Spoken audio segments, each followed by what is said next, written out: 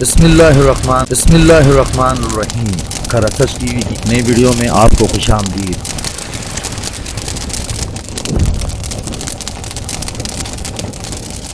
مشکل وقت ہوتا ہے، وہ کیمرہ مین جا کے ایک مائک پکڑ کے لوگوں کے پاس چلا جی کیا جی نیا کدھر ہے نیا پاکستان؟ تو لوگ برا برا کہتے ہیں کہ جی مہنگائی ہو گئی، اور واقعی مہنگائی ہوئی ہے، برے حالات ہیں۔ وہ کہتے ہیں جی بے روزگار ہیں، کدھر ہے نیا پاکستان؟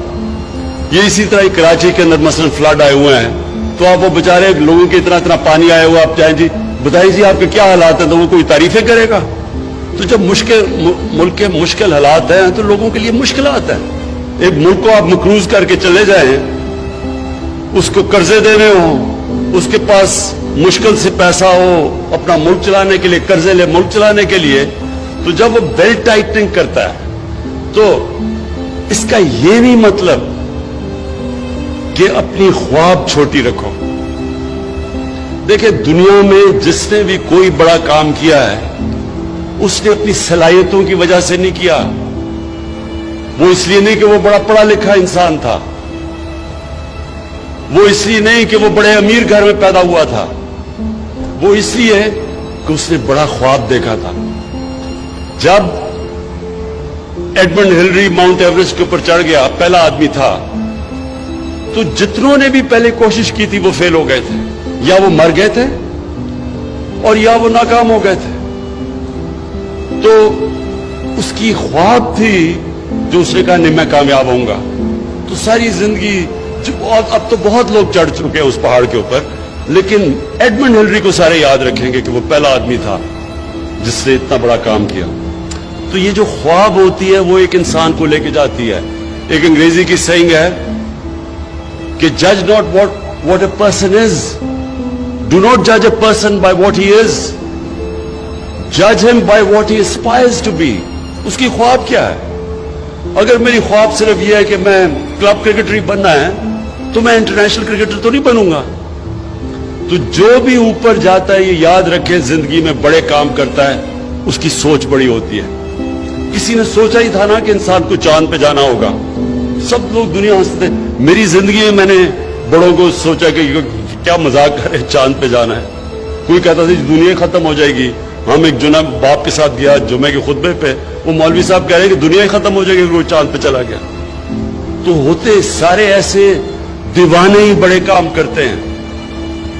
جو ہیومن مائنڈ ہے، جو اللہ نے ہمیں صلاحیت دی ہے، اشرف المخلوقات، فرشتوں کو بھی کہا تھا انسان کے سامنے جھکو، اللہ نے کہا تمہیں نہیں اندازہ کہ میں نے اس کو وہ پاور دی ہے، نالج دی ہے جو تمہیں بھی نہیں دی، لیکن وہ ہم پہچانتے نہیں کیونکہ ہماری ایمز ہی بڑے چھوٹے ہوتے ہیں، ہماری سوچ ہی بڑی چھوٹی سی ہوتی ہے۔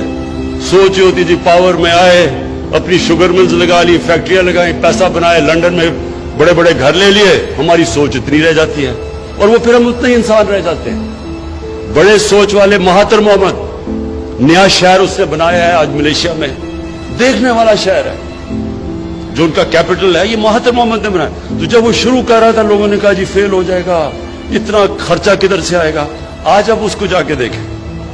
اور اسی طرح دنیا میں جب بھی کوئی بڑا کام ہوا ہے، پہلے وہ بڑی خواب ہوتی ہے۔ تو یہ جب مجھے پتا چلا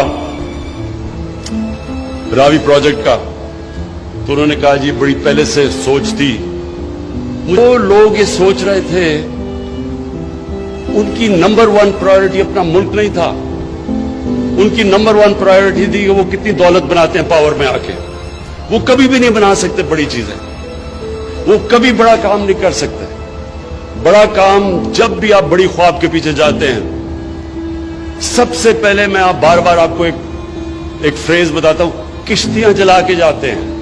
مطلب کہ جب آپ اس کے پیچھے جاتے ہیں تو پھر کوئی واپسی کا راستہ نہیں ہوتا، پھر ہی انسان کا پوٹینشل نکلتا ہے۔ جب انسان فیصلہ کر لیتا ہے کہ میں نے اب یہ کرنا ہے اور کوئی پیچھے کا راستہ نہیں، پھر انسان کے اندر سے جو اللہ نے صلاحیتیں دی ہیں، جو طاقت دی ہے، وہ تب طاقت نکلتی ہے۔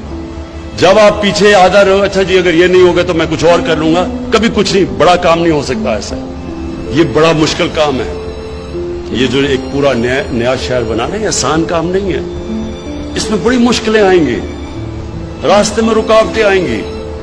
मैं अभी भी सोच रहा था कि किधर किधर से रुकावटें आएंगी।